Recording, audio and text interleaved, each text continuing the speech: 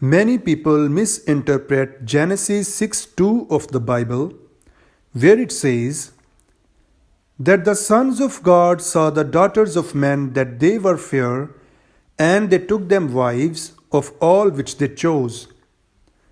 Now some people say that the sons of God are the fallen angels which were expelled out by God from heaven. This is an absolute false claim, and there is no truth in that. Because when we go through the scriptures, this claim does not hold true. There are two main objections to this claim. The first one is, angels are not given in marriage according to the Bible. When we read Matthew chapter 22, we find out that the Sadducees asked Jesus that a certain woman married 7 times to each of the 7 brothers, then whose wife she will be in the resurrection. Let's see what the Jesus replied. Jesus answered and said unto them, Ye do err, not knowing the scriptures, nor the power of God. For in the resurrection they neither marry, nor are given in marriage, but are as the angels of God in heaven. Here Jesus clearly tells that angels are not given in marriages, for they are not meant for this purpose. Neither do they involve in any sexual activity. But Genesis 6:2 says that they took them wives. So this rejects the idea of the sons of God here to be the fallen angels. Second objection is that nowhere in the Bible it says that angels are the sons of God. In fact, Bible reject this idea too. For this we read the book of Hebrews chapter 1 verse 5.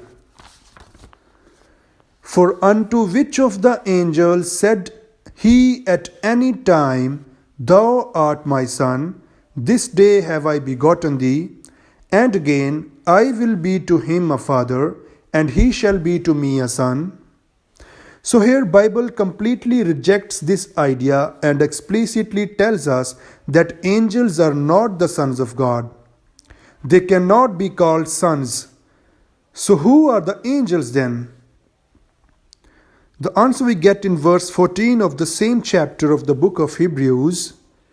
It says, Are they not all ministering spirits sent forth to minister for them who shall be heirs of salvation? So angels are just the ministering spirits to minister the heirs of salvation. And that is us. Angels are made to minister us or simply to serve us. So who are the sons of God in Genesis 6:2 then? The answer is, they are the descendants of Seth, human beings like us, not the angels. Because Seth was righteous in the sight of God, and the daughters of men are the daughters of Cain. The daughters represent the daughters of Cain.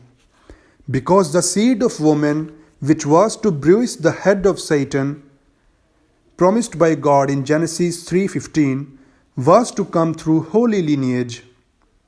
And for that Abel was first appointed by God, but he was killed. Then God gave Seth in his place. We read this in Genesis 4:25. And Adam knew his wife again, and she bare a son, and called his name Seth. For God, said she, hath appointed me another seed instead of Abel, whom Cain slew. That's why in Genesis chapter 5, the genealogy of Adam go down to Seth and his descendants, not to Cain or other brothers. The same genealogy we can see in the book of Luke chapter 3, where the genealogy completes from Jesus Christ all the way up to Adam through Seth, and verse 38 declares Adam as son of God. According to the Bible, those who follow the true God are the sons of God. Bible proves it and have the criteria for how to become a son of God. For that we read the book of Romans chapter 8 verse 14. It says, "For as many as are led by the Spirit of God, they are the sons of God." Also in John chapter 1 verse 12, "But as many as received him, to them gave he power to become the sons of God, even to them that believe on his name." Rest regarding the giants, they were just the human beings with extra size. They weren't any superhumans or holding any special powers.